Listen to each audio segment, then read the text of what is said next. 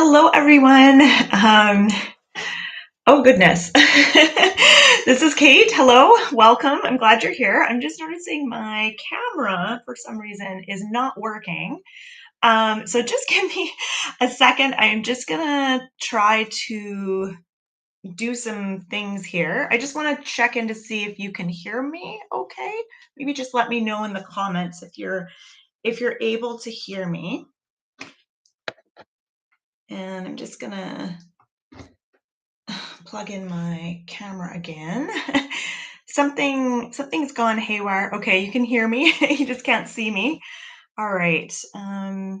Okay, bear with me a sec here. There's always something, hey? All right.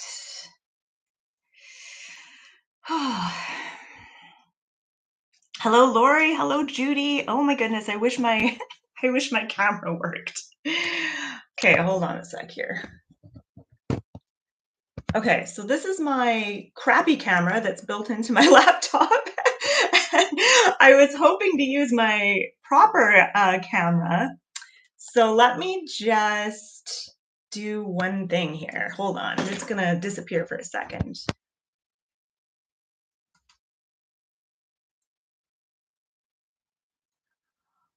Okay. I'm not sure.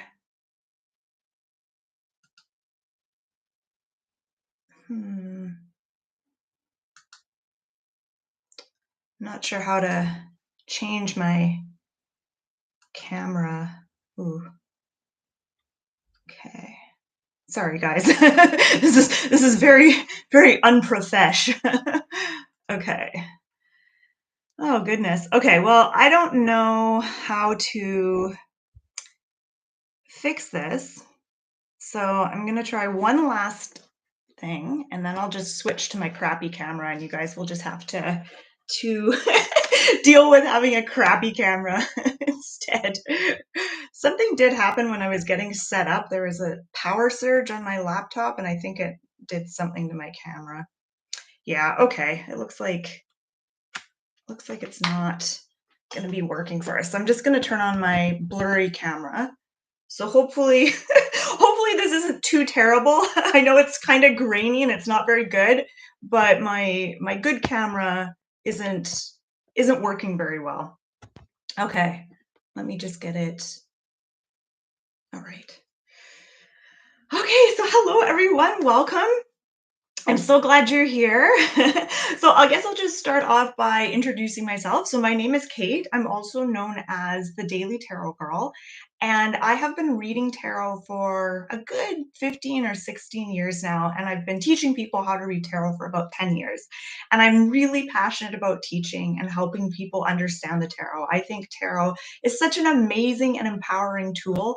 I'm particularly passionate about reading intuitively and also like using the cards for self-exploration, spiritual growth, using them to journal and to kind of connect with a deeper part of yourself. So that's kind of where I'm coming from. So I wanted to host this AMA, this Ask Me Anything Tarot Q&A, for all of you who may have questions about tarot. So whether you're an absolute beginner or you've been reading for years and you maybe want to take it, you want to go pro, or there's maybe something that you keep getting stuck on when you do readings and you just want a little advice as to how to navigate that challenge. Whatever your question is, nothing is off limits. So I'm really excited to be here and to be able to answer your questions live. So I'm just going to move my mic a little closer here. So I'm going to, let's see, I'm going to start.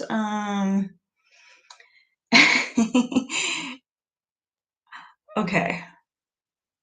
Yeah, Lori, you said it's the Mercury retrograde. I didn't know Mercury was in retrograde again. I feel like it's always in retrograde, but I feel like I have technical issues every time I do a live. So last time my mouse died and I didn't have a mouse. This time it's my camera. Other times it's been my microphone. So there's always something, even if we're not in Mercury retrograde. Okay, I'm glad at least that you can see me. I promise my next live event will have a better camera. Okay, Kimberly, you said, I really love your deep dives. Thank you so much, Kimberly. I love doing those deep dives. And right now I'm working through the court cards at a snail's pace. I tend to be very slow and putting those videos out there, but um, I'm getting there. I'm moving through the court cards. Jaya says hi from uh, Bharat. Hello. All right, so I've got a few questions actually that came into me via email, and I know the people who sent me those questions are here live, so that's great. So I'm actually going to, I'll answer those questions, but I want to start with, let me just scroll up here. Okay, I'm going to start with this question about time. So Perry asks, can we predict time with tarot? So predicting timing and asking your tarot deck timing questions, um, it's a little tricky. It's never been something that I personally have been particularly good at, but you can certainly try. So there's been times where I have been able to get a sense of timing during a reading, and then there's other times I've tried and I've failed, or it feels like it's not really happening. Um, so a couple things to keep in mind when you're trying to figure out timing. You can look at, like, if you ask your cards, say you ask like, when will I get a new job? And you draw a few cards. You can pay attention to what season it appears to be in those cards. So if all the cards are like summery looking, perhaps the timing is around the summer. That's one way of doing it. You could ask your card, your deck, how many months till something something happens, and then pay attention to the number on the cards. You could do that as well. I find that when it comes to timing questions, it's not so straightforward because often there's things that need to happen between now and whatever it is that we're wanting to happen. So if you ask, when am I going to get a new job? There may be certain things that have to happen between that. And so it's not a matter of, well, in 2 months you're going to get a new job. It's like, well, you have to do this, this, this. Certain things need to shift, certain things need to change before everything is lined up and that change can happen. So I feel like when it comes to timing, I feel like it's more helpful to ask your question a different way. So instead of saying, when will I get a new job or when will I meet my soulmate, you could ask, what needs to happen in order for me to make this change? What needs to be in alignment? What needs to shift um, in order for this thing to happen? And I think you're going to get a much more interesting reading through asking a question like that. So that's just my my 2 cents on issues around timing. Okay. Oh, okay. So Kathy, you said, I'm a beginner. What would be the one piece of advice you would give to a newbie? Okay, I love this question. My one piece of advice, if you're brand new to tarot, is have fun with it. Don't take this too seriously. Don't put pressure on yourself to memorize all the card meanings really quickly. Don't put pressure on yourself to read all these books. Like, just have as much fun with tarot as you can. So, a book that I found really helped me do this was Mary Kay Greer's book, and it's called Tarot for Yourself. And in that book, she gives lots of like exercises and kind of fun things that you can do with the tarot cards for doing self readings. And it was just such a fun book, and it really opened my eyes to all the different ways that we can use tarot. And I would say, yeah, I would say that's my one piece of advice is like, just have fun exploring your deck. Don't put pressure on yourself to learn it quickly because tarot is one of these things that I always say it's like peeling an onion. Like there's so many layers to it. And I've been studying tarot, reading tarot for, I think I said 16 years, maybe even a little longer. And I still don't feel like I've mastered the tarot. I still feel like there's so much more to learn and so many uh, different aspects to understand that I still haven't even touched on. And so I feel like studying tarot is more of a process. It's not something it's not like a destination. It's not an end goal. It's not like you can just learn the tarot and then be done with it. It's definitely a process. So I would say settle in, put your feet up, kick back, just relax, and just have fun exploring your cards. Okay. Teresa, you said, I enjoy your styles and loving energy. Oh, thank you, Teresa. Oh, Angie, you're here from Singapore and it's 2 a.m. for you. Oh, wow. You're such a trooper. Thank you for being here. Unless that's just your normal routine. Maybe you like staying up till 2 a.m. Moro, you're from Brazil. Hello, Moro. You like my deep dives too? Oh, good. Good to hear. Okay. So just a reminder, I'm not going to be doing readings in this Q&A. So this is just to answer your questions about learning tarot, about giving readings, any kind of tarot related questions, but I'm not actually going to be pulling cards. I am going to be doing one of those types of lives in a couple of weeks on my channel. So in 2 weeks time, I'm going to come back on here with you and I'm going to do like a reading party and I'll do readings for everyone. But for this hour, I thought I would just answer questions. Okay.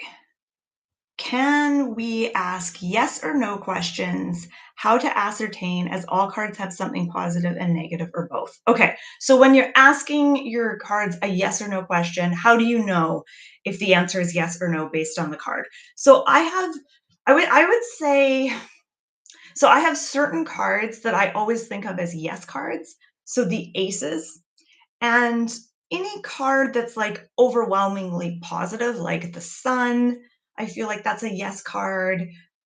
Three of Cups. Uh, Trying to think what other ones. The Magician is a fun one. I think he's kind of a yes card. So there's certain cards that I think of as yes cards. Now, everyone might be a little bit different in this way. So for you, maybe if you get a number 3, that's a yes. So you might have a different system, but I have certain cards that I think of as yes cards. And then there's cards that are no cards. And then most of the cards are kind of neutral. So most of the time when I ask a yes or no question, I'll get a neutral card and it won't be very clear to me.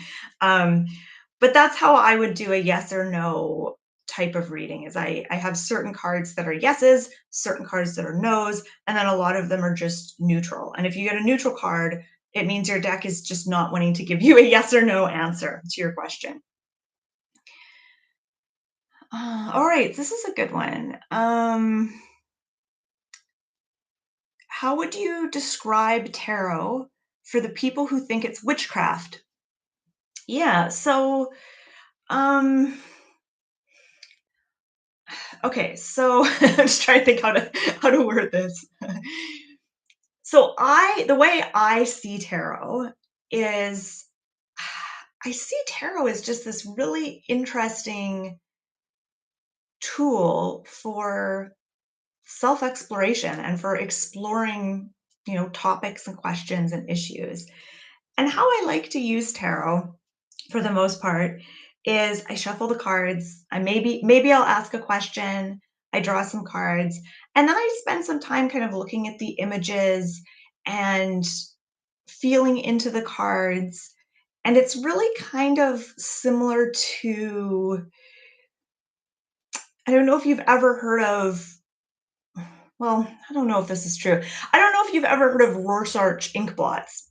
But he was this guy who did these like ink blots on paper, and the ink blots all had different kind of shapes. Some of them kind of look like butterflies, some look like flowers, some kind of look like demons.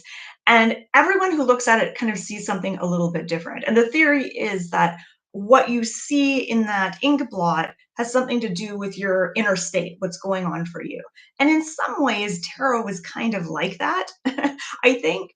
Um, I think it's so powerful when we work with imagery, when we look at colors and images and symbols and explore those things. And so that's kind of how I use tarot. is it witchcraft? I mean, I know lots of people who consider themselves witches and they use tarot in their, witchy practices. So maybe for those people, it is witchcraft. I think if you're not a practicing witch, though, tarot isn't witchcraft for you if you don't consider yourself a witch. But how would you explain it to people who think it's witchcraft? Um, I mean, I love using tarot for journaling. So I love to ask a question like something like, how can I be more creative this week? How can I tap into my creative side? And I'll draw a card and then I'll spend some time sitting with that card and then writing all the things that pop into my head. So I will often use tarot as a way to get get ideas, get my creative juices flowing, get ideas, get inspired. Um, and that's a big part of my tarot practice. And I think when I explain it that way to people, there's not really I don't think people hear that and think, "Oh, that's really witchy," right? But if people think that tarot is witchcraft, they think that it's witchcraft, and I don't know if I would want to spend too much time trying to, convince them otherwise, if that's the belief that they hold.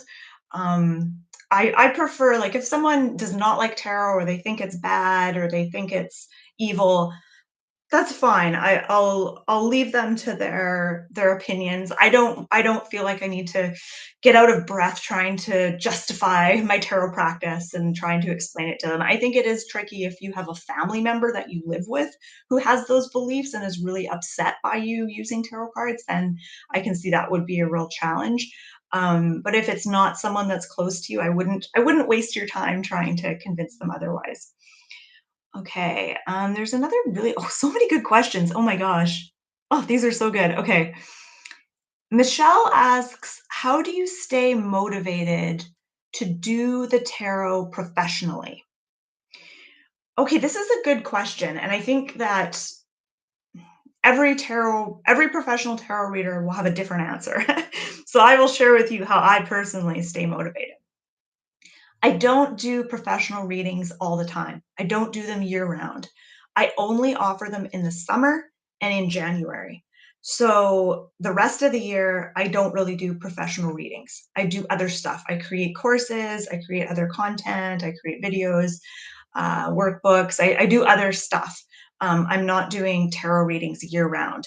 And for me, that has been so helpful because it allows me to really get into the tarot reading zone when I am offering readings. And so I just get in that zone, and it's easier for me to read professionally that way. And then once I'm finished all my readings, then I don't do any more professional readings until, the next time I offer them, like in January. So I have a long break in between.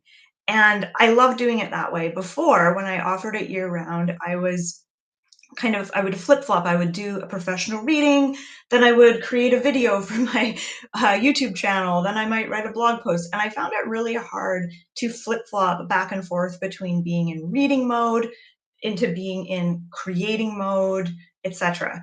And so that for me is how I stay motivated as a professional reader. Um, is not doing it all the time and taking really long breaks. What spread do you recommend for beginners? I recommend a 3-card spread. I recommend starting and actually this isn't just for beginners, this is for everyone. I love starting with a 3-card spread, just a really simple, basic 3-card spread. And the spread that I often use when I read for myself is I'll draw 1 card. So I usually have a question or a topic that I'm reading on, and 1 card is gonna show me what will help me the most. The other card is going to show me what will not help me. So what might get in the way? What do I need to be aware of? And then the middle card is kind of what's going on right now. How can I make the most out of the present moment? And then what I do is after I've read those 3 cards, if I feel like I haven't gotten enough information, if I feel like I want to keep going, then I'll ask my cards, another question based on what my cards have already told me. And that feels like a conversation. You pull a few cards, you sit with them for a bit, and then you ask your deck another question, based on the cards that have already appeared. And that feels like a really interesting back and forth with my tarot deck. So that's how I really like to read tarot, especially when I read for myself. All right.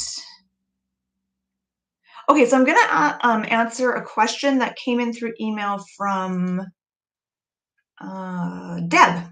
I don't know if Deb is here live or not, but I thought this was a good question. I feel like there's probably a lot of other people who are curious about this, so I thought this was a good one. So Deb says, I'm ready to go pro, but I can't seem to find a way to get myself out there to read for folks. I have tried going to various businesses and coffee shops in town to see if they would allow me to set up in their business, but the response is always the same. It's a hard no. I believe it's because of religious beliefs and the stigma attached to tarot cards. How can I get my name out there? Going pro is a lifelong dream of mine, and I am ready, but I can't find a way. So I will say sometimes reading online is easier than doing it in person. So you may want to consider trying doing online readings in some form. Um, a few ideas. I jotted down a whole bunch of ideas I had here. If you have a local metaphysical shop in your town or city or community, that might be a better place to connect with as opposed to just random coffee shops. So, looking for a local metaphysical shop or even a bookstore.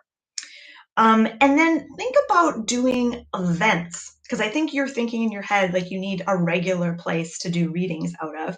But what about events like festivals and fairs? And I know that those are just kind of one time things and it's kind of sporadic, but that's one thing to consider. Also, consider doing tarot parties. So you could sort of advertise, you could network through people that you could get flyers. You might need a website for doing something like this, or even having like some social media where you kind of promote this. And think about networking with other tarot readers or other psychic or intuitive readers in your area. And one really cool thing that someone was organizing in my community years ago when I first started getting into tarot is they had these psychic potlucks where I think there was maybe 5 or 6 different readers that would be at the potluck, and then they sold tickets, and they would only sell maybe 20 tickets. And so each person would get like 2 to 3 kind of mini readings. So they wouldn't get a reading from every single reader that was there, but they'd get like 3 kind of short, 5 minute, 10-minute readings. And it was just such a fun thing. So that might be something you might be interested in trying with like a group of other readers. So those are my suggestions. So hopefully one of those is helpful for you. Okay. Um,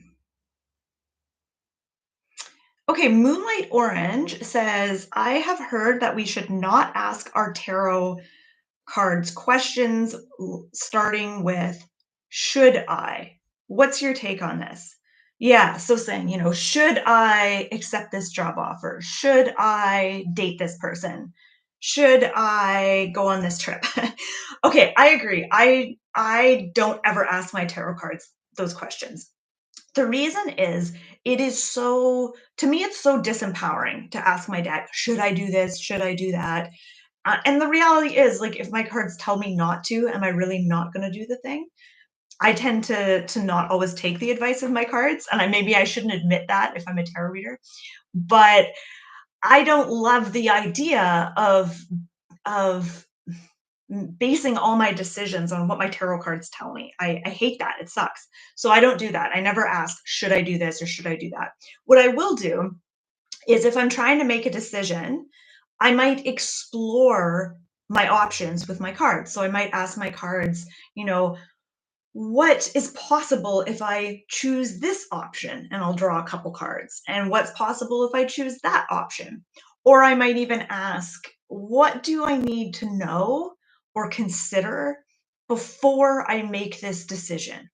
So if I'm trying to decide, say, on whether or not I should move to a new city, instead of asking my cards, should I move to this new city? I might ask my cards, what do I need to consider or think about or do in regards to this decision, or before I make this decision, what do I need to consider?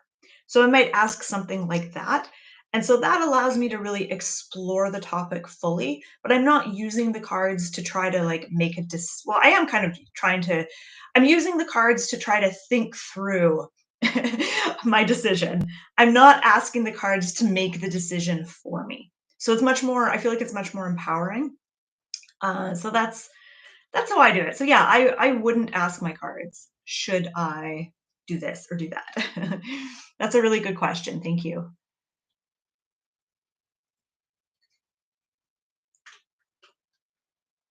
Hmm.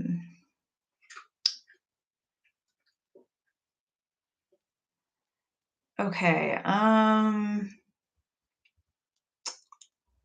Do you believe there needs to be a voice in the communication while asking a question? So I think what you mean is, do I have to hear the person's voice, whoever I'm reading for? Do I have to be speaking with them?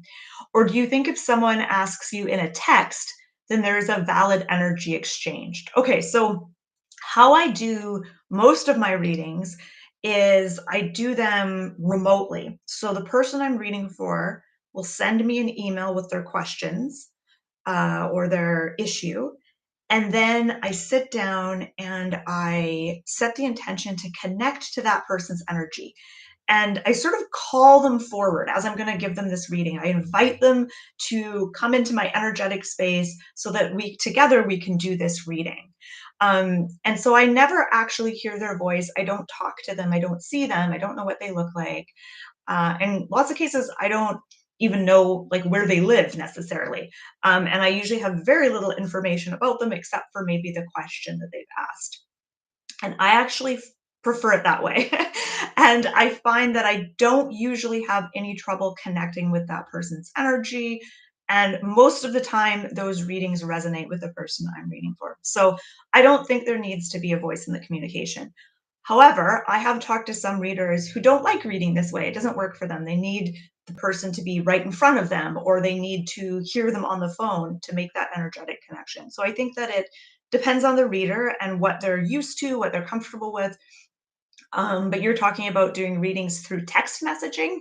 And yeah, I think that I always like to have the person's name. I like a first name and a last name.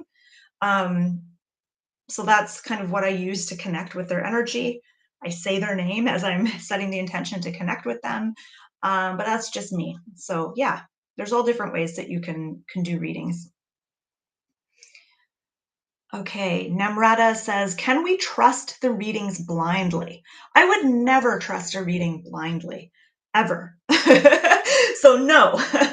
um, so I wouldn't just blindly trust whatever my cards are telling me. And I hear stories all the time of people getting psychic readings or tarot readings, and then the reader tells them to do something pretty drastic in their life, and they go ahead and do it. And I'm just like, what? I think we should always be making our own decisions. The tarot cards provide a really powerful tool, I think, for exploring things, exploring issues, and really processing things, figuring things out, making sense of things, connecting with the deeper part of ourselves, connecting with our intuition, connecting with our soul. I don't like using cards to try to make decisions, or, I don't consult the cards to get a sense of what I should do. Um, and yeah, if you do a reading and the cards say, this is how things are, this is what's going on, I would take that with a grain of salt. I would take it in, I would consider it, but I wouldn't trust any reading blindly, if that makes sense.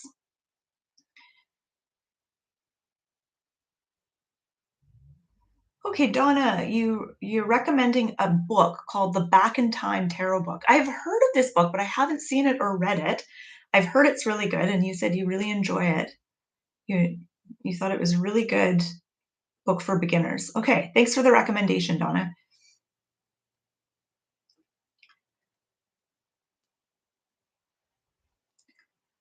Okay. Okay, my friend lost her child last month.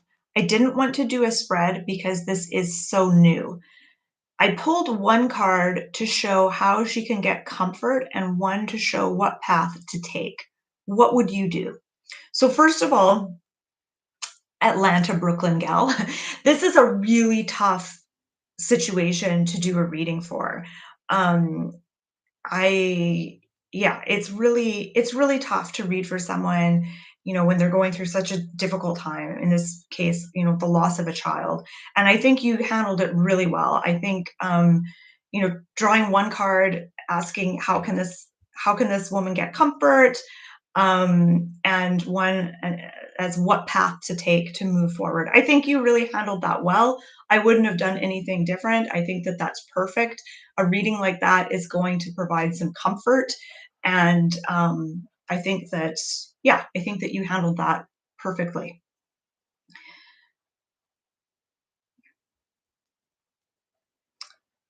All right.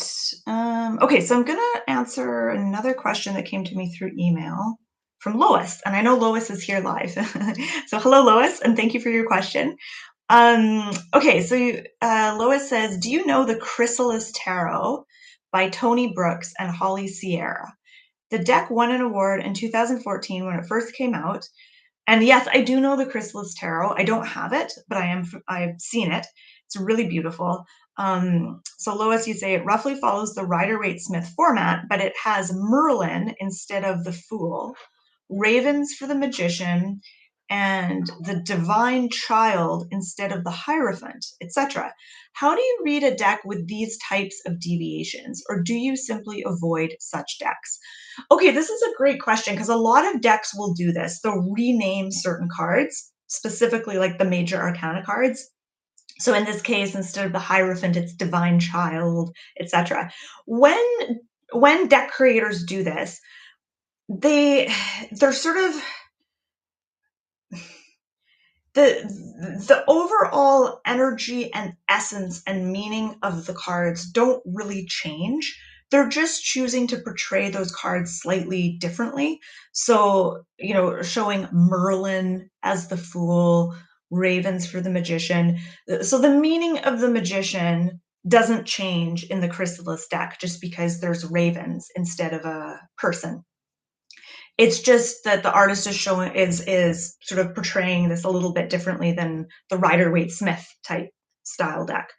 Um, this is where getting a sense of the vibe and the energy and the essence of each card is really important. Because different decks are going to portray them differently. And there's some decks that really deviate from the Rider-Waite-Smith imagery, and they'll totally do different things. But the overall meaning of the card doesn't really change. But you might notice certain things on those cards that you wouldn't pick up on with the Rider-Waite-Smith. So for example, if you're reading the Hierophant, um, you might have certain things in your head about what the Hierophant means normally, but if you're reading with the Chrysalis Tarot and the Hierophant is renamed the Divine Child, it allows you to kind of look at that card through a slightly different lens and maybe pick up on some different things that you wouldn't normally pick up on if you were reading with a Rider-Waite deck. So I definitely don't avoid decks that do that. Um, but yeah, it's tricky if you're a beginner. And I think if you're brand new to tarot, it's best to just learn on the Rider-Waite deck or something that's really close to it. Because once you learn on the Rider-Waite deck, I feel like you can then easily read with any deck after that.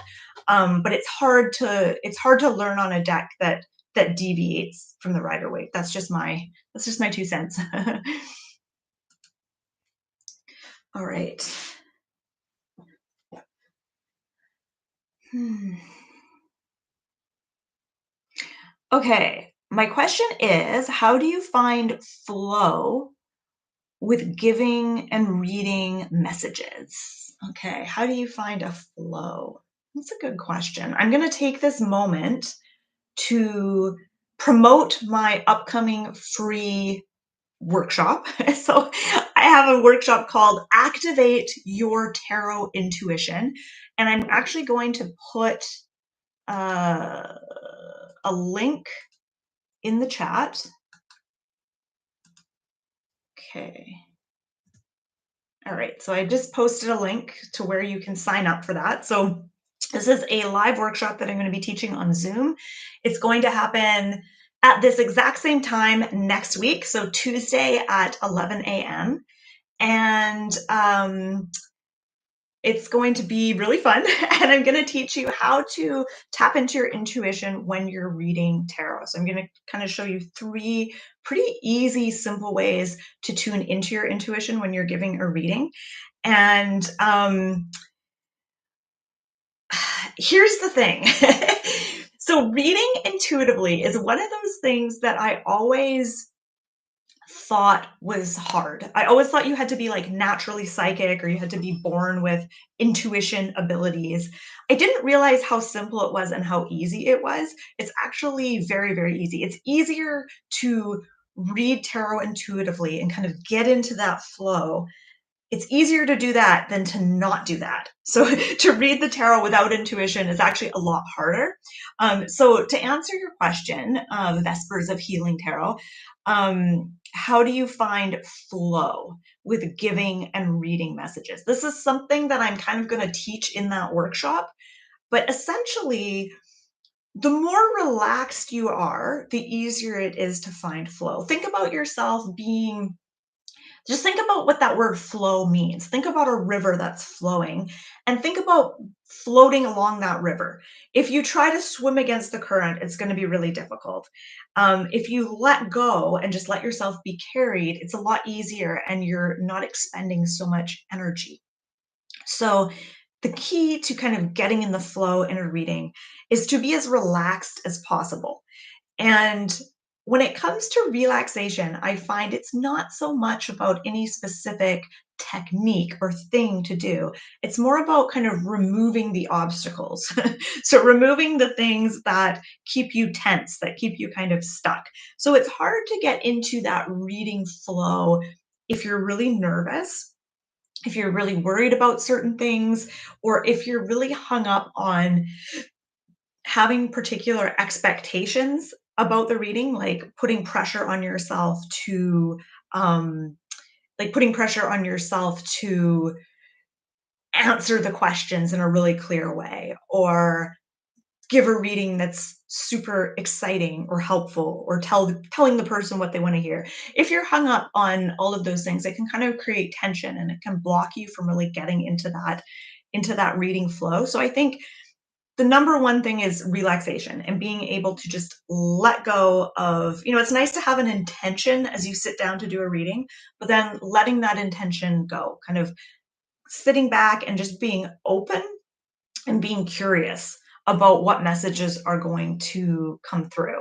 And when you're looking at your cards from that place of curiosity, you're going to notice certain things and it's going to be easier for you to get into that flow and to see the messages when you approach your cards from a place of curiosity.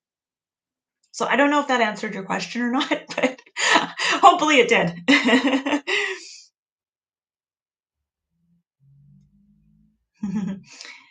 Okay. I'm just going to scroll right down to the bottom.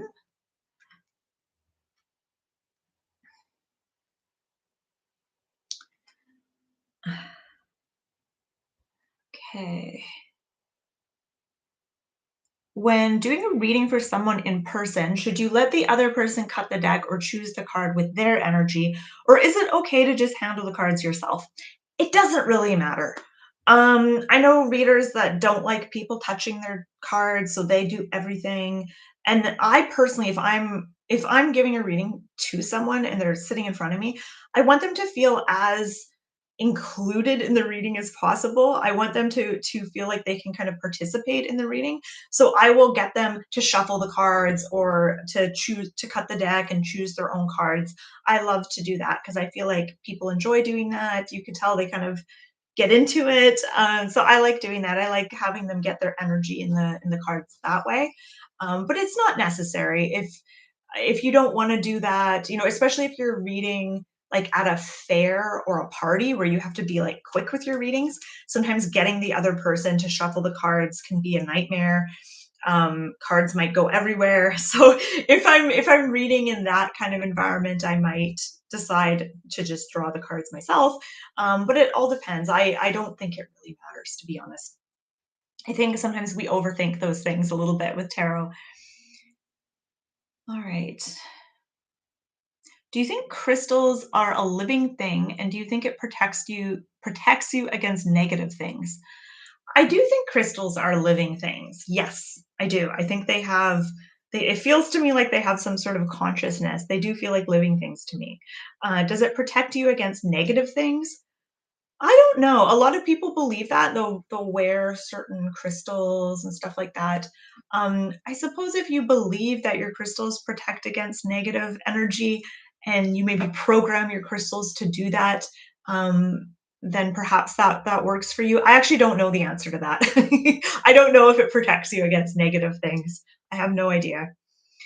Um, but I love crystals. I have so many crystals around my house. I love them. Um, When you do a reading, let's say a 3-card spread, do you look at the bottom card? And if you do you use it? Okay. So no, I don't do this. So I know some readers, when they do a reading, they'll always take the top card from the deck and then the bottom card. And I think the bottom card is often seen as being kind of what's hidden, the subconscious, what's under the surface. I don't actually read that way. So yeah, I don't read that way, but I think it's cool that people do.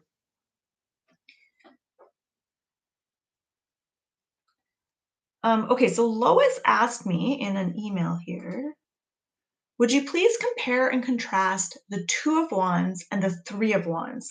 So Two of Wands and Three of Wands are two cards that are super similar to each other, and I've got my cards here. I'm gonna actually pull them out and show you.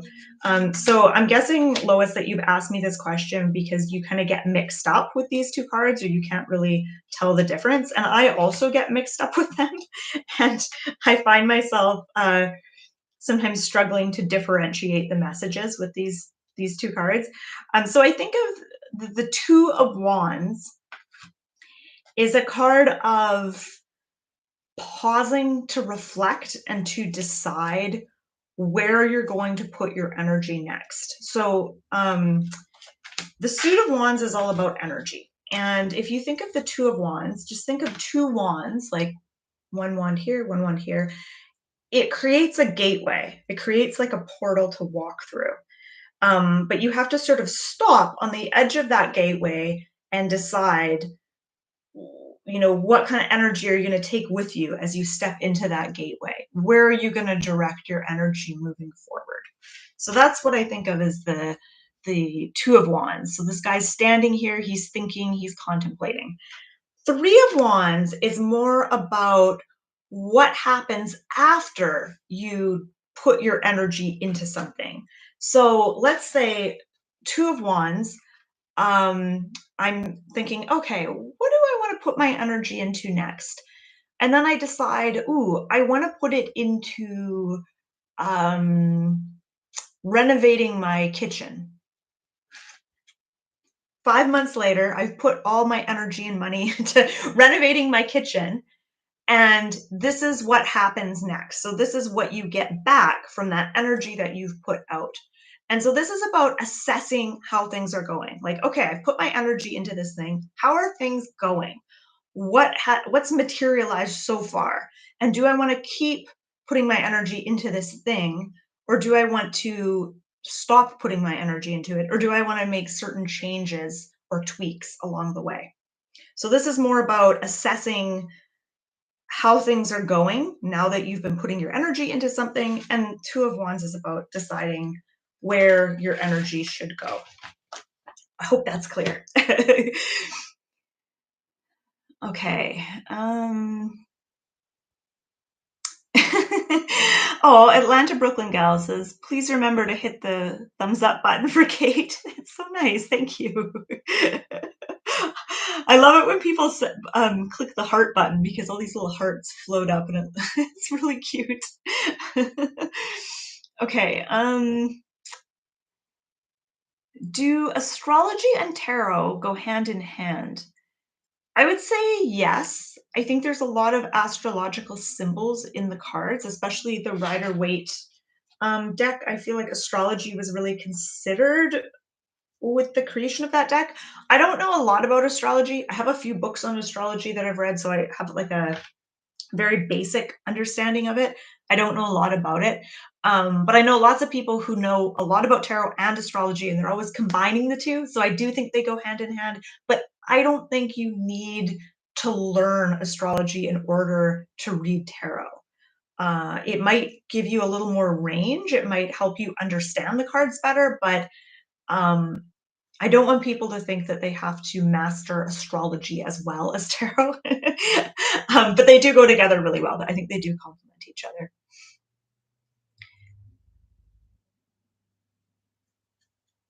So Perry J says, when you're doing a yes or no reading, do the same cards give the reason for yes or no? Well, it depends on how you do your reading, I think.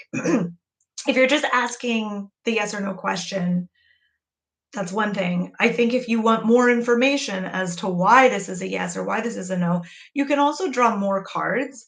But I do think that the cards, if you're just drawing one card saying yes or no, I do think that that card will give you kind of a snapshot of the energy of the situation. So I do think it kind of gives the reason. So, for example, let's say you're asking, should I should I go on this trip? And you get 10 of cups. I would say that's a yes. And I think part of the reason is that this shows like connecting with family, feeling part of something, good vibes all around. So perhaps this trip is going to give you those feelings. So I do think that the cards kind of give us a little more information than just a yes or a no if we look for that information.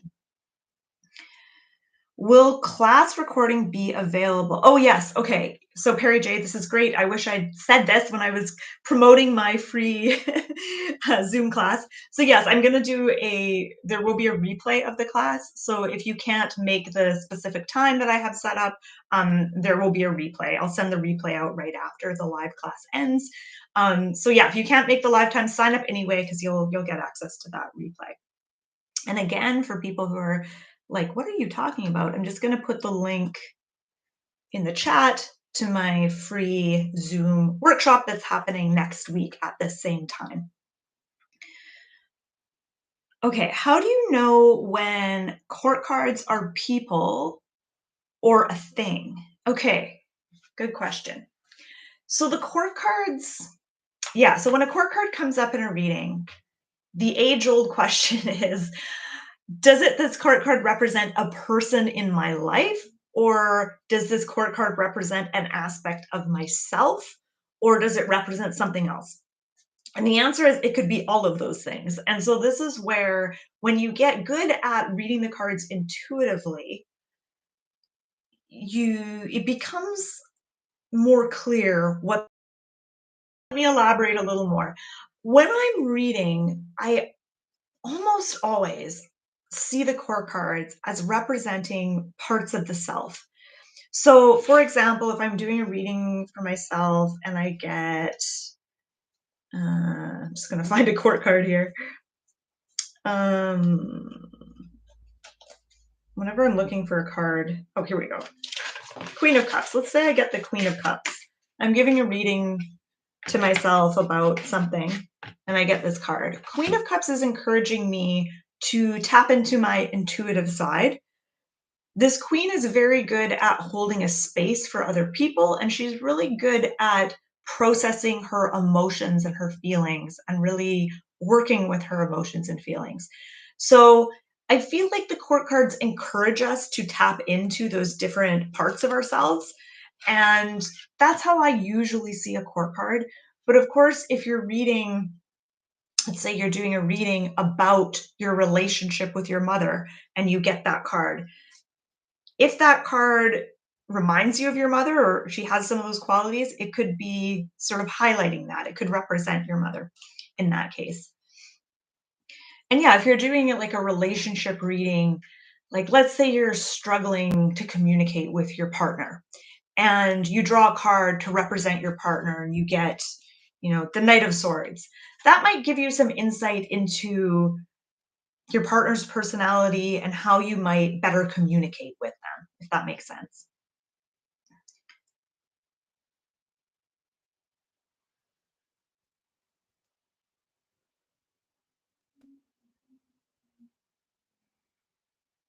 Okay.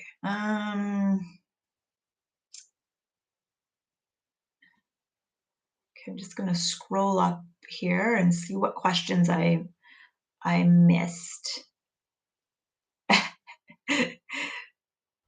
Is the Nine of Swords the worst card to have?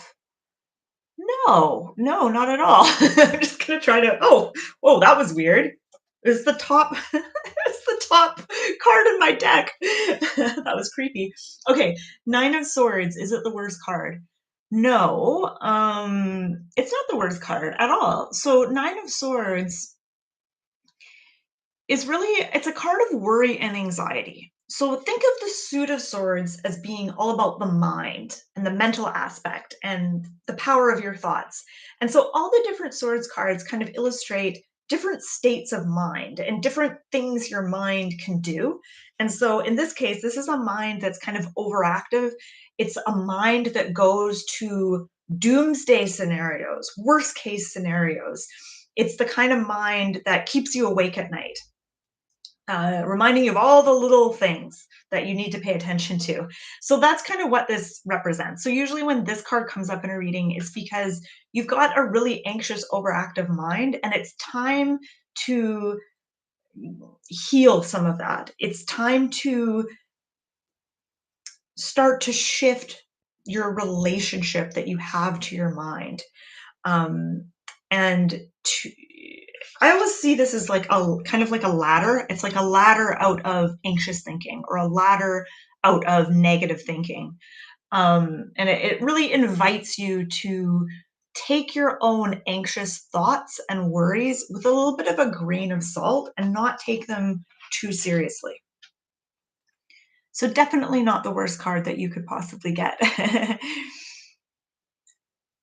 Mhm.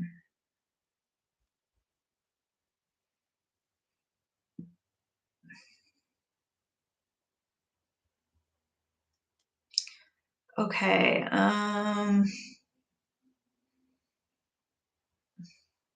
I answered all the questions? Oh, Lori says, do you ever get readings from other readers? Yes, all the time. Um, not all the time, actually, that's not true. But yes, I do.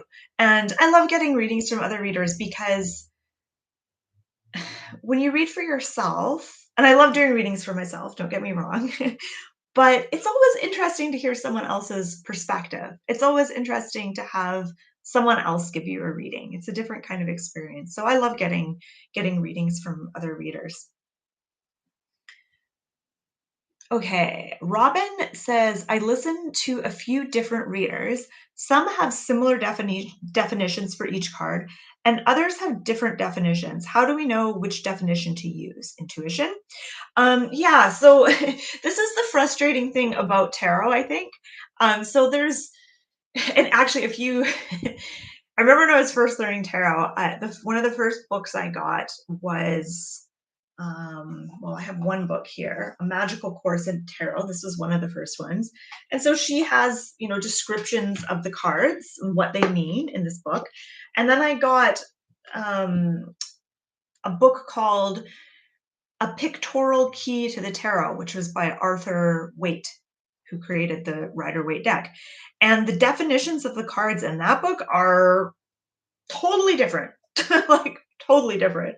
And so I was so confused. I was like, what? And then I had a little white book that came with my Rider-Waite deck, and that was totally different from the book by Edward Arthur Waite. Um, so so yeah, sometimes there isn't consensus on what the cards mean. And then of course like over time, I've developed my own kind of relationship to the cards. And so certain cards will have a particular book meaning, but then I also have certain associations that I have to those cards that maybe no other reader has. So that also kind of makes it a little bit cloudy and sort of mysterious. So your question was like, how do we know what definition to go with? I think it's interesting to consider all the different definitions of a card because I think, and here's my piece of advice though, pay attention to the energy and the vibe of a card. And you do that by just looking at it. So I've got Four of Cups here. If I look at the Four of Cups, I notice that the guy looks kind of frustrated, maybe a little bit sad. There's not a lot of action going on here. There is this, he's got his arms folded, he's kind of closed off. And all of these things kind of give me a sense of the energy of this card. Yet there's a hand offering something. Something's being offered. He's not having it. He's like, hmm. So that's kind of the vibe. That's the overall energy of the card. So now it doesn't really matter what different definitions other readers have for it. You have a sense of what this card is about just by looking at the picture and paying attention to the body language, the overall vibe of this card. Now, if you look up the meaning in a book, the meaning of this is going to kind of match this vibe, right? It's going to be more specific, but I think get a sense of the overall energy of the cards. You know, pay attention to the symbols on the card, the colors, the body language. That gives you a sense of its vibe. And then you can go from there as you're reading the cards. Don't get too hung up on the different definitions that are in different books and that different readers give.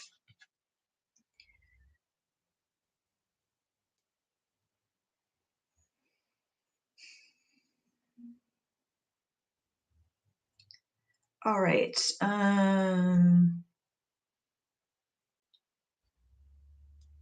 How definite is a reading? For how long will it be true for someone? So, yeah, when you give someone a reading, how long does that reading remain relevant?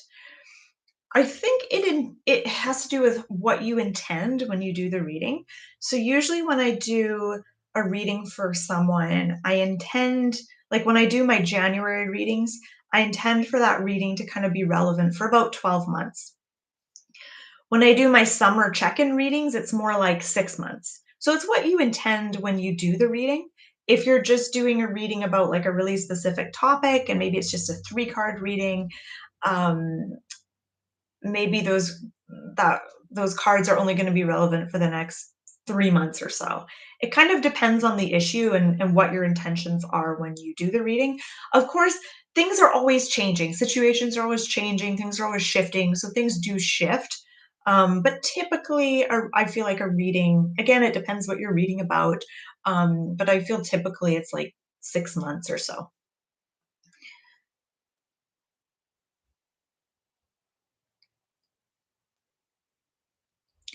Okay, so Ananas says, I'm new to tarot and I've started pulling 2 cards in the morning. One card, I ask, what is my challenge or obstacle for today? And the second card is, what should be my focus goal? Do you have any other spread suggestion or tips?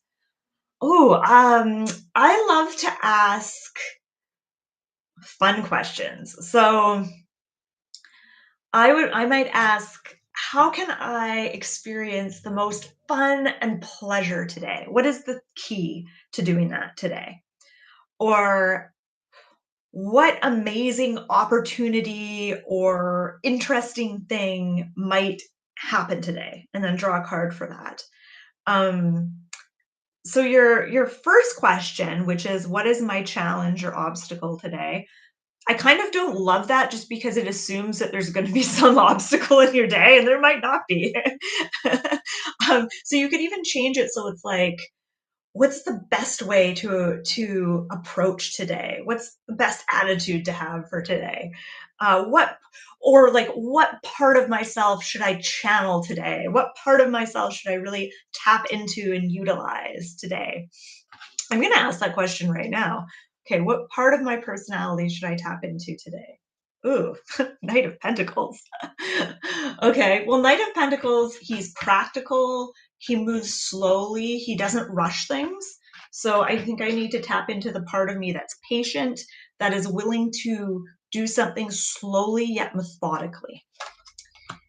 Not the card I was hoping for. I was hoping for something a little more fun. Okay. Oh, okay, Lois says, and Lois, you've tagged someone else here for some reason. Okay, but Lois, you write, how would you describe, oh, you said Meredith would like to know, how would you describe the difference between the Two of Cups and the Lovers? She is in a car listening but can't chat. Oh, okay, cool. Okay, so how would you describe the difference between the Two of Cups and the Lovers? Let's find those cards here. So these are two very similar cards, actually. Two of Cups and the Lovers both show a relationship. I feel like with when it comes to minor arcana versus major arcana, the minor arcana cards are more realistic and down to earth. So just when I look at these two cards, when I look at the Two of Cups, to me, the Two of Cups is about a relationship, like good communication, compromise, uh, working with another person. So just think of a relationship where you have to, you have to talk things out. There needs to be some give and take. You need to get on the same page. There's communication, there's understanding, there's empathizing. There's all those communication things. It's like, just think of like a real world relationship. Doesn't even have to be romantic necessarily, but a partnership, and all the communicating and understanding that needs to happen in a good, healthy partnership. The Lovers, this is a major arcana card, and it's more kind of spiritual in nature. And I almost feel like the Lovers represents our fantasy idea of what a partnership should be. It's like our dream of a soulmate, of meeting that person that we just click with, that is the answer to all our problems. It's like almost like the fantasy relationship where this feels like the reality. Both are actually really beautiful cards. Um, but yeah, the Lovers is about a relationship and sort of two opposites kind of coming together. But I feel like there's more of like an ecstasy and almost a fantasy element to the Lovers, whereas the Two of Cups is more like the Lovers is like what happens when you meet someone that you're really into and they're really into you, and it's the honeymoon phase and everything's amazing. And then the Two of Cups is what happens after the passion dies off and you're just left with another human being in a relationship, and you have to communicate and navigate the ups and downs and all that. So I feel like the Two of Cups is the Lovers once the thrill, the initial thrill kind of wears off.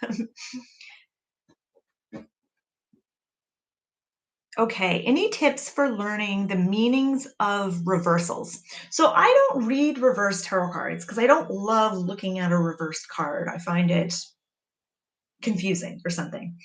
And I also feel like there's enough range and variety in all the upright cards that I feel like I don't need to add reversals. Um, I've experimented with reading reversals and I can do it. It's fine. I just don't love it.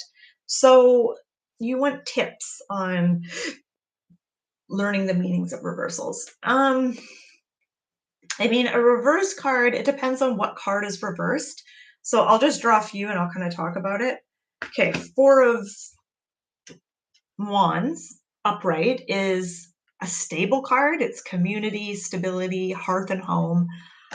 Reverse, it could mean like a disruption to that stability. So maybe something feels unstable at home. There's maybe something unstable in your community that's causing some strain. Queen of Wands upright, she's creative, she's dynamic, she's kind of an entrepreneur, she's an outside the box thinker, she's very entertaining, she's super smart. Reversed, it could draw attention to her bad sides. So trying to get attention for the sake of getting attention, trying to do things for shock value, things like that. Another card, Eight of Pentacles. This is about hard work, focus, putting your nose to the grindstone, doing all the unsexy stuff that's required to work on a project. Reversed, it could be not having the energy or the stamina for that kind of work, just not feeling enthused or motivated to do the day-to-day monotonous stuff that's necessary. Let's do another one. This is actually fun. Why don't I read reversals? Maybe I should. Okay, Knight of Wands. He's energetic, he's focused, he's goal-oriented. He knows what he wants and how to get it. Reversed, he's maybe a knight without a quest. So all that energy he has isn't being put into a goal. He doesn't know what to do with it. He's starting to flounder and struggle. Eight of Swords. This is about feeling stuck, feeling powerless. Eight of Swords reversed. It could be about getting the need to get unstuck. This one's actually kind of tricky. I'm not sure how to read this one reversed. But yeah, you get the idea. So I feel like sometimes a reverse card can be like the opposite or the downside, the dark side of that card. Other times the meaning doesn't really change. Like the sun reversed isn't bad. It's maybe just like not as strong as it is reversed. So it's like a lesser version of that card.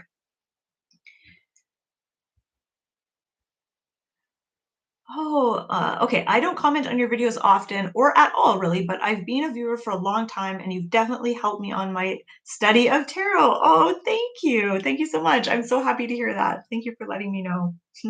Thanks for being here. Oh, Reese says, any advice for starting a tarot YouTube channel? Yeah, so I started my tarot YouTube channel over 10 years ago now, might even be 11 years ago.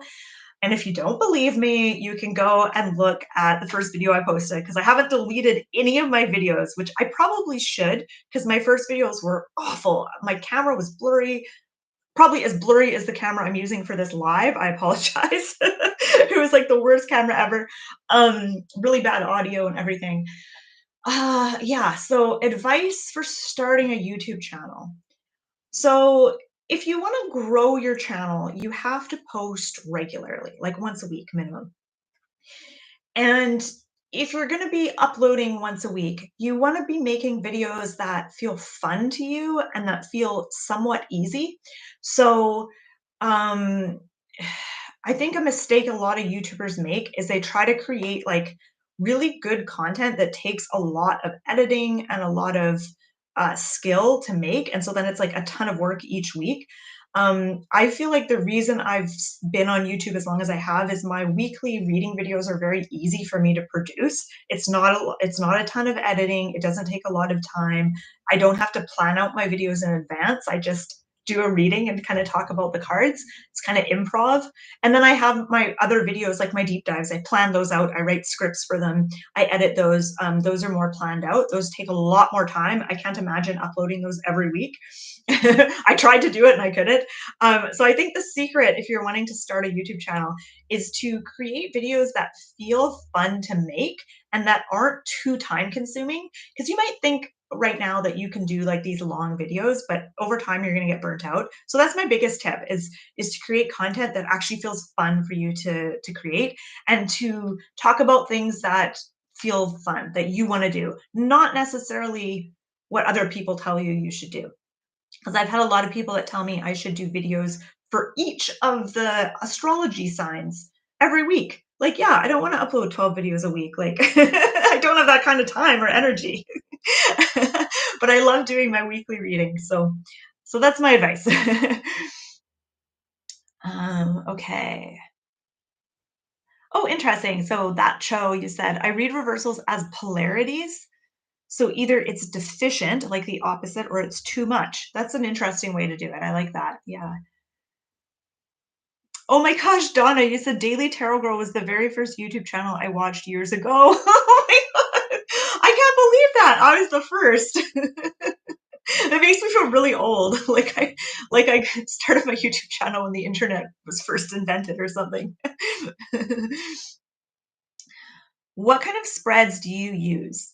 Okay, so I answered this question about this in the beginning. I love 3-card spreads. I also love 9-card spreads. I don't use the Celtic Cross spread really ever. I don't love that spread, it's not my favorite. I love 9 card spreads, and I've created a lot of my own different 9 card spreads. If you go on my website and check out some of my tarot spreads, you'll see a lot of those spreads that I use. Um, yeah, so I love 9. There's something to me about spreads that are in a box that I really like. So, like, 9 cards in a rectangle, I love reading that. I find it easy visually to look at and to make connections between the cards. The Celtic cross spread is so visually bizarre to me because it's like this cross and then this weird line on the side. It's just such a weird structure. I can't stand it. I think that's why I don't like reading with it is because of the shape of it. And other tarot spreads are shaped like horseshoes. I don't like any of those either. I like a box. I like reading spreads that are boxy. Okay.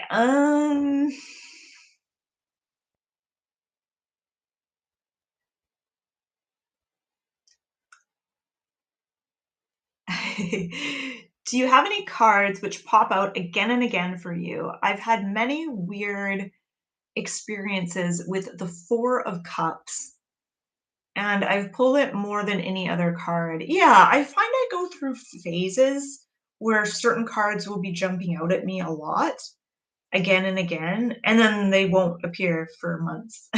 So so that does happen to me. Yeah, where I keep getting the same card. I did an article, a blog post on this many years ago.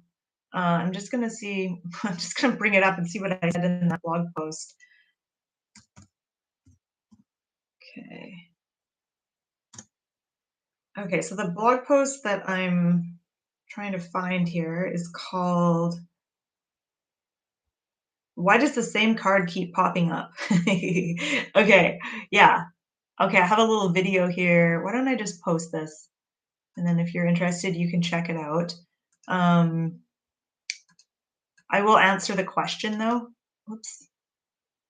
I don't know, my computer just froze. Uh-oh. Okay.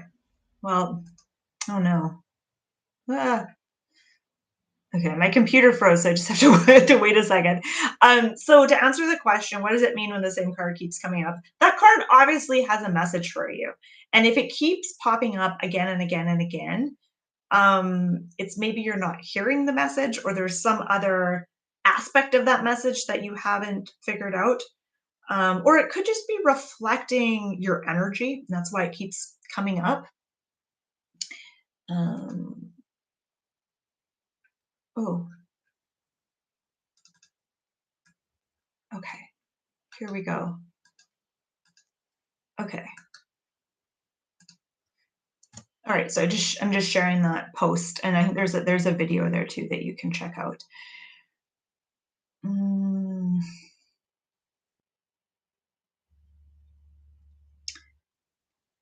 okay. When is the death card actually death instead of an ending? Hmm. You know what? I don't know because a question I get a lot is like when the death card comes up in a reading, does it mean actual literal death or does it mean something else? And I always say no, it it almost never means actual literal death. It's the death of something. It's the end of something, closing a door on something, letting go of something, or change, transformation, shifting into a new phase of life. But I'm sure sometimes the death card can mean the end of a life. But how do you know if it means that? I think it depends what you're asking about. Depends what you're asking about, perhaps the surrounding cards. And I'm just trying to think if I've ever had the death. I feel like I've only done one reading in my life where I felt like the death card might have meant actual death. And I didn't say that in the reading because I didn't know for sure. And I don't want to freak anyone out. Um, so I think I worded it differently, more mysteriously. I didn't say, "I think you're gonna die." Um, and I'm trying to remember that reading now and why I felt that that was the case, and I think it was just an intuitive feeling, like, maybe this person doesn't have a very long time left. And that was just kind of an intuitive feeling for me. It wasn't based on, the surrounding cards or the question that was asked or any of that stuff. Um, so yeah, that's not a satisfying answer for you, but I don't really know when the death card means actual death and not just an ending of something. I don't know the answer to that.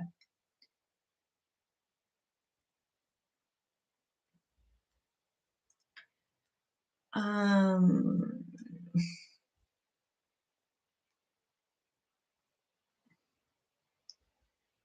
what does the 4 of Cups mean?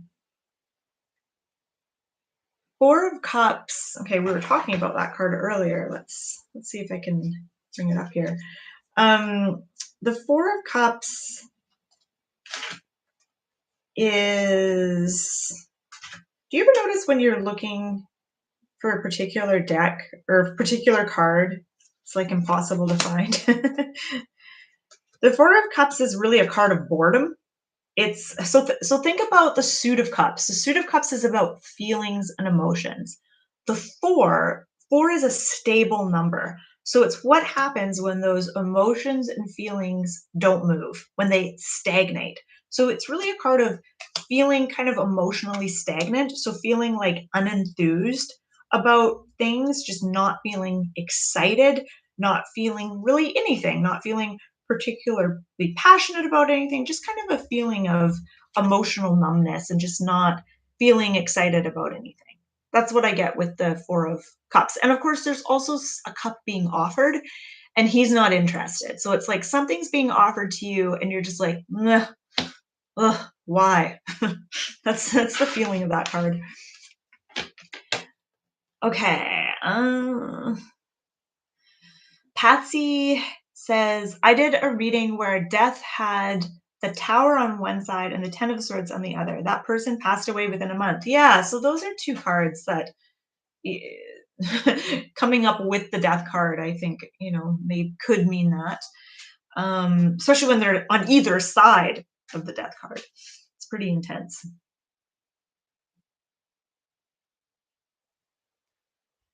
Uh,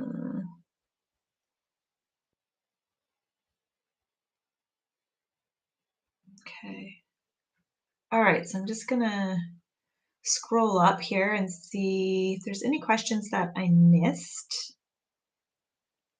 How do I know I'm reading something to its fullest potential? I can look at the cards and get immediate messages, but at times when I take the message in, I feel like I can get more messages. Yeah. So how do you know when you're done the reading? How do you know when to stop or if you've, gotten enough from the reading? I think it's a feeling. Like I know when I'm reading for myself, if I'm uh looking at the cards and if there's still that feeling like, "Ugh, I feel like there's more to this," then I know I need to keep going. And it doesn't necessarily mean draw more cards. I maybe have to go back to the original cards and sit with them a little longer to get the full message. And then there's times where I feel like, oh, I got the message, no need to keep going. So I think it's just kind of an intuitive feeling. If you feel like you're done, feel like you're satisfied with the reading. Oh, Lois asks, "What are your no cards?" So yeah, I was talking about yes cards and no cards, and I said, the aces are always yeses to me. The sun is a yes. Any card that's like overwhelmingly happy or positive is a yes. 3 of cups is a yes. So my no cards might be the tower, 10 of swords, even cards that are, like, more introverted, like the Hermit might be a no, and I don't think the Hermit's a negative card, but it's more introverted. Um, another no might be the Hanged Man, 4 of Cups, cards where people aren't really moving forward, like Knight of Pentacles, that might be a no as well.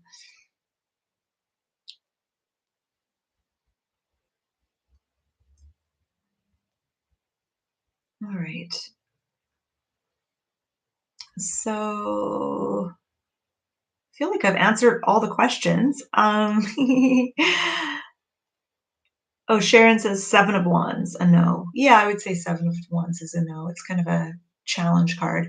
So if anyone here has any questions that you want to ask me, feel free to type it in the chat. I'd be happy to answer any. Um, okay, and I'm not doing I'm not doing readings. I'm going to be doing readings on my channel in a couple of weeks from now. These are just questions about learning tarot and reading tarot. So yeah, if you have any questions about tarot, I'd love to answer them for you. And before I answer any last questions, before I wrap things up, I just want to give another shout out to my free tarot workshop that I have coming up next week. So at this same time, so next Tuesday at 11 a.m. Pacific time, I think it's 2 p.m. Eastern time.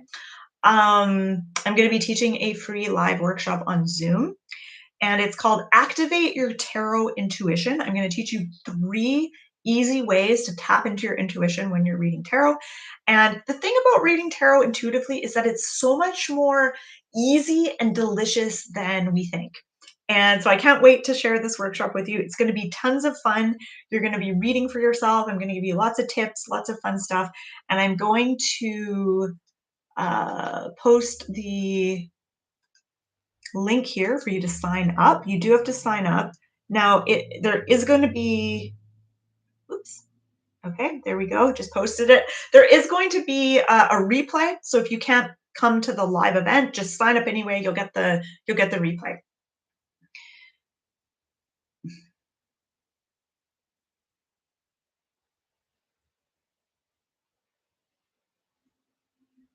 Okay, so another question about the difference between the Lovers and the Two of Cups. I love it. So I already answered this question. I think I answered this about 10 minutes ago.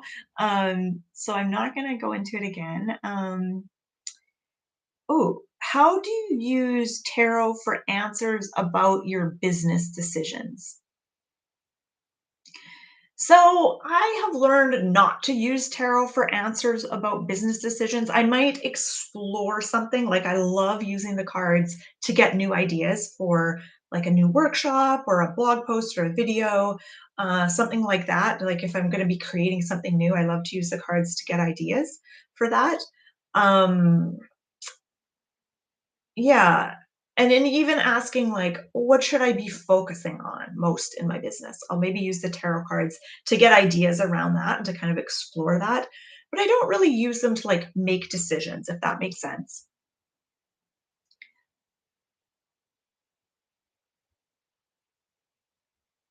All right. So I am going to, let's see. Yeah, there it doesn't look like there's any more questions. Is your tarot journaling book audio? No, it's not. It's a book. It's not, I don't have an audio version of it. Um, have you had any particularly weird experiences that enhanced your belief? Um, can you tell me more about that? Like my belief in tarot? Um, I mean, I've definitely had weird experiences with tarot, just funny coincidences and things like that, and cards coming up again and again. Or like I'm laying the cards out and I'm thinking of a particular card and then I turn a card over and it's that card. I've had like those experiences which are so interesting. And I think probably anyone who's studied tarot for a while has had similar similar experiences. Okay, I have had a question for a while. How about using the tarot for health? Yeah, so using the tarot for health, I would say I kind of similar to like how I would use the tarot for like business decisions. I wouldn't use the cards to make decisions.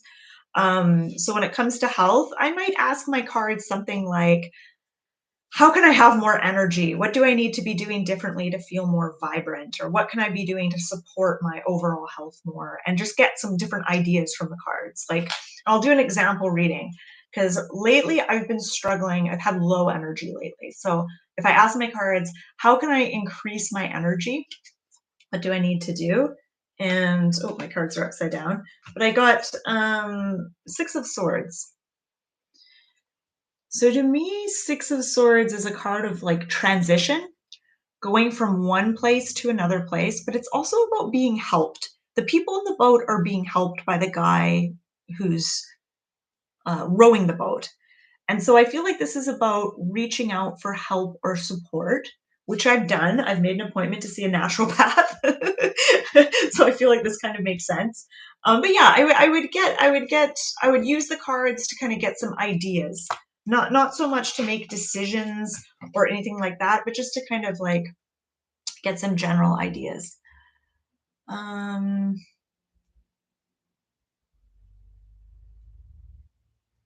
Can anyone manifest while using any deck? Yeah, so using the cards for manifestation is interesting. How I've used cards for manifestation in the past is if there's something I'm trying to manifest, I'll choose a card to either represent what it is I'm trying to manifest, or even using a card that kind of represents manifestation, like the Magician is a really powerful one. Even the Empress might be one. Or if I'm trying to manifest um, a more peaceful, harmonious relationship with someone, I might choose the Two of Cups. And I would have that card and I would display it somewhere that I would see it. So it would kind of remind me of that. That's one way you can use the cards for manifestation. I feel like there's probably a million ways that you can use the cards for manifesting though. Um, okay, what about using tarot to tell what others are thinking about you? I came across readers who do this. Do you think they know what others think about you? I don't know. I don't know if that's really possible to read someone's mind. I don't think that it is. I think it's kind of a fun question to ask the cards, like, what does this person think of me? It's a fun thing to explore. I don't know how accurate those readings are, to be honest. I don't think that I have the power to read people's minds with my tarot cards. Um, but nevertheless, it's kind of a fun question, I think. um, okay. Okay, I'm going to answer a couple more questions and then I'm going to wrap things up. Okay, so what does it mean when I repeatedly get the same card coming up in all readings? So Ash says you keep getting the Tower card in all your readings. What does this mean? Okay, I remember a time in my life where I was getting the Tower card all the time.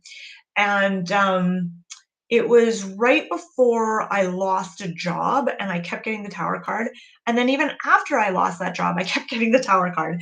And to me, the Tower card does symbolize a big shift. Something's changing. There's change in the air. And usually that involves a loss of some kind. Usually it involves a crumbling of something.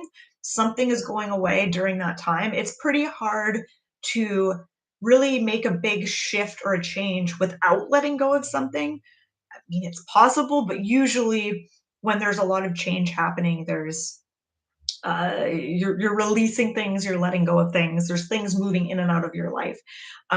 So when a card like that, especially the Tower, which is a really powerful card, when it keeps coming up for you, it's symbolizing that there is a change in energy. And so I think it really is warning you to kind of prepare for a little bit of a shakeup. I don't think you need to get super worried about this because I do remember there was one time when I was getting the Death card over and over and over, and nothing happened. Like nothing, like it didn't really show up in my actual life. I was just getting it in my readings. And I think my cards were trying to encourage me to make some kind of a change or let go of something, but nothing, no one died, nothing, nothing major changed in my life at that time. So I don't think you need to get stressed out about this card coming up for you again and again, even though the Tower is a very intense card to get. I think I would really explore this card and what it means to you. Like, like really have a look at the card. What's happening on the card? What is the part that draws you in the most? Is it the flames coming out of the building? Is it the people falling? Is it the Tower crumbling? Like, what is the most noticeable part of that card for you? And what is your relationship to change? Do you make changes easily? You know, have like think about past moments past tower moments in your life where something changed suddenly without you being prepared, and what happened in that instance, really kind of exploring the energy of the tower card.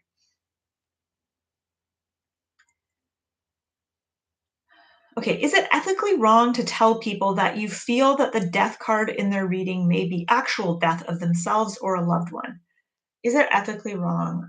Yeah, I personally wouldn't do this. I don't like to alarm people in my readings. Um, but if the death card came up for them and I had this strong feeling that this was the end for them, I had that strong feeling or that death was going to happen, I don't think I would come out and say it necessarily. But I might encourage them to make amends with people or to do things that they've been putting off, and to, really live in the moment. I might, encourage that as opposed to saying, you're going to die. I don't think it's like I would not be comfortable telling someone, "Oh, I see the death card in your reading. I think you're going to die," because I don't think that that's gonna be helpful for anyone to hear that. I think most people would be freaked out, and of course, if you're wrong, you've just stressed someone out. I stay away from saying, like, really intense things like that in my readings, so that's my take on it. Other readers might say something different. Other readers might say, "You have a responsibility to say exactly what you're getting from the cards." I've heard readers say that too, but that's not how I personally read. Yeah, I don't wanna, like, shock anyone to their core with my readings. I want my readings to feel helpful and inspiring and gentle, um, and I set that intention before I sit down to do a reading for someone, so I set that intention that this reading be helpful, that it be inspiring, that it's exactly what they need to hear right now, that whatever information comes through in a gentle way, not a shocking way, so that helps me too.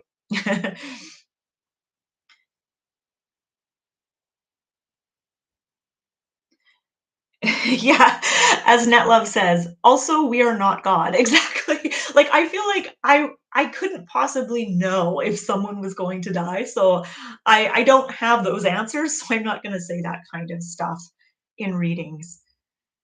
Does the devil card always mean negative energy or bad intentions of someone when coming up in a feelings reading? So, no, I don't think the devil card always means bad intentions or negative energy. The devil card represents feeling trapped in some way, like being addicted to something, being caught up in a cycle or a pattern of behavior and feeling like you can't break free. So it's about whenever the devil card comes up, it's because you're ready for more freedom. You're ready to break free of something. There's something that's kind of keeping you stuck, it's keeping you spinning your wheels, and you may not be fully aware of it. So the devil card is coming up in the reading to say, "Hey, you need to be more aware of this if you want to break free of it." So in that sense, it's kind of an exciting card to get. But does it always mean? I guess it does kind of always mean negative energy in that sense of like not so much negative energy, but being caught in some kind of cycle of addiction or being caught up in like a bad habit, something that kind of keeps you spinning your wheels. Yeah. So I would say yes, the devil card does always kind of represent something negative, but there's a positive way of looking at that card, if that makes sense, and that it's inviting you to break free of whatever is kind of keeping you spinning your wheels. How do you give bad news? Like someone really wants this relationship, but we know it's not going to work. Yeah, how do you deliver bad news in a reading? That's a good question. So if someone asks about a relationship and you get all these really terrible cards, how do you deliver that in a way that feels compassionate and empathetic, so you're not just saying a bunch of negative stuff. Um, it is tricky. This is really tricky. Um, trying to think how to answer this. So whenever I say something like for that example, let's say I'm doing a relationship reading. Let's say you've asked me, is this relationship going to work out? And I get, like the Ten of Swords and the Tower and the Death card. Um, whenever I'm giving tough, communicating something difficult like that, whenever you're giving sort of bad news, again, one thing I just want to kind of a caveat I want to make is I don't actually center my readings around making predictions. That's not a big part of how I read. And so when you talk about delivering bad news, that's really only a thing if you're making predictions. So so that's one way I kind of avoid giving bad news is I don't do a lot of predictions. But let's say someone's asking about a relationship that they're maybe struggling with, or who knows, and you get all these kind of negative cards. You want to highlight that person's strengths and their resources that they have, and so you can still give like difficult information, but you want to bring it back to what their strengths are. What can this person actually do? What choices do they have? So you want to focus the reading not on doom and gloom or oh, this relationship's not going to work. You want to focus on okay, what options do they have? Where should they be putting their focus? If it looks like this relationship is terrible and it's not has no hope in hell, then I want to talk about this person. What options do they have? Maybe they shouldn't be putting all their focus and energy into this crappy relationship. So I might look at the cards and encourage them to focus more on themselves. And, of course, it will depend what other cards come up in the reading, but I might encourage them to focus on something else, withdrawing some of their energy from this relationship so they're not totally caught up in it. I don't know if any of that helped or not.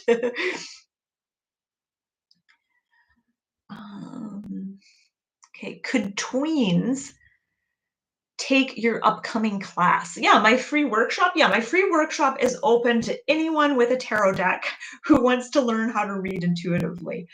So there's no age limit. I don't know how old anyone is when they sign up for my free classes. So yeah, as long as you have a tarot deck and you want to learn tarot, you're welcome to join my class. Okay, I'm just going to see if there's any more good questions here.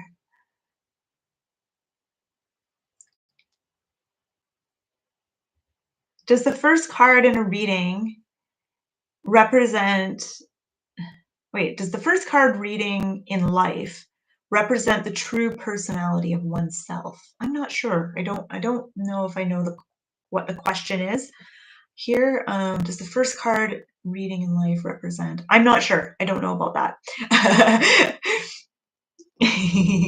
Smiling is contagious. Your kids will be thrilled. Yay, that's cool that your kids are interested in tarot. I love that. Wings of Tarot. Are you taking questions? Yes, I'm answering questions about tarot, but I'm going to be wrapping it up in like 2 minutes. So if you quickly type me your question, I'll be able to answer it. Do tarot readings for the same question change at different times? Do tarot readings for the same? Yeah. So if you ask, of course. So if you ask a question today, let's say I were to ask, I don't know. I can't think of a question. If I was to ask some sort of question and I drew a card today, and then I ask the same question next week and draw another card, chances are I'm going to get a different card. I'm not going to get the same card. So yes, things change over time. I think that's what you're asking. Do tarot readings for the same question change at different times? I think I'm answering that question. I don't know. My brain is starting to melt right now. Does cross-watching actually work? I don't know what that is. Sorry, I don't know what cross-watching is. Lori Murphy says, when is the class? Okay, so my upcoming free class, I'm going to post it again here. It happens next week at the same time. So Tuesday afternoon, 11 a.m. Pacific time, and it's on Zoom. So you have to sign up, but you will get a replay. So if you can't be there live, sign up anyway. You'll get the replay. Okay, so Ash says, which reading to believe more than? Okay, so here's the thing. If you ask a question and you do a reading, and then you ask the same question next week and do another reading, you get different things. You're saying, well, which one should I believe? Here's the thing. try to avoid doing that. So avoid asking the same question again and again and again. I think people do this because they're hoping for a different answer. So avoid doing that. You can wait. You can read on the same topic again, but wait a little bit. Wait a certain amount of time. Like wait at least a month. And in that case, I would go with whatever reading is most current. Um, yeah. Okay. Naomi says cross watching is to watch our person's sign. I'm sorry, I still don't know what's being asked. Okay. Okay. I feel like my mind is um, totally shot now. I'm looking at these questions. I'm like, what? What are they asking? Oh, okay, Swirl. It's to watch a reading about another person. Okay. And the question was, does cross watching actually work? It's to watch a reading about another person. I still don't know. I think my brain's just shot. I'm sorry, guys. How much can we trust Tao readings? I don't know what that is either. Oh, tarot readings. How much can we trust tarot readings? Again, I don't like doing readings that are like super predictive about like, oh, this is going to happen or this is what I'm supposed to do. So the kinds of readings I give myself, there's really no trust. I don't have to trust the reading. Like, so I love to read about, again, like I love to do readings to help me get more creative and get ideas with things. I love using my cards to help me look at a situation through a different lens. If I'm trying to find a solution to something, drawing a few cards kind of helps me explore whatever it is that I'm struggling with. And it will start getting my mind working. It will get my creative juices flowing. I can start writing and journaling and getting ideas. I love using the cards that way. If I'm struggling with communicating something to my partner, I'll go to my cards and I'll ask them for help and suggestions. And but I feel like the cards help me access my own inner wisdom. So it's not like the cards themselves are dishing up this wisdom. It's not like that wisdom is outside of me. It's helping me find the answers within myself. And I think that yeah, so it's not like I have to trust what the cards are saying because I don't use the cards to tell me what to do or to predict future things.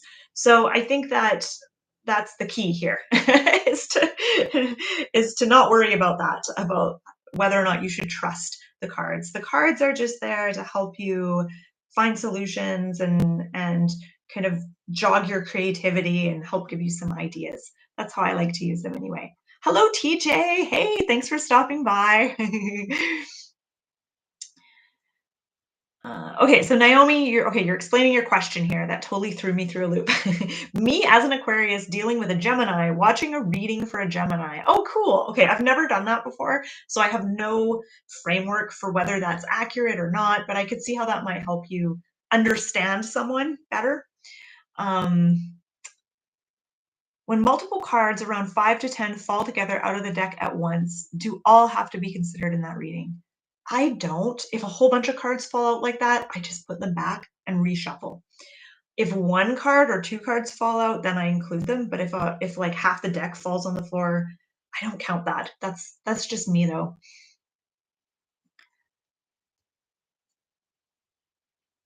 Okay, thanks guys for clarifying what cross-watching is. So yeah, watching a reading. If I'm a Virgo and my partner is a Capricorn, watching a reading for Capricorns. Okay, that's cool. I don't think I've ever done that before though.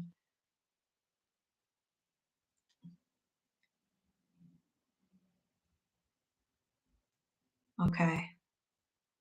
Okay, good. Okay, so I'm going to wrap things up and I just want to say thank you so much for all your questions. These were fantastic questions.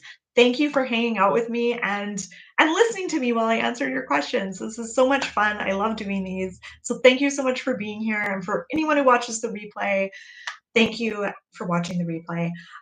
Again, I'm going to be teaching a free workshop next week. I'm going to put the link in the comment section how you can sign up. There will be a replay and everything. So thanks so much for hanging out. And of course, you can check out my website, dailytarotgirl.com.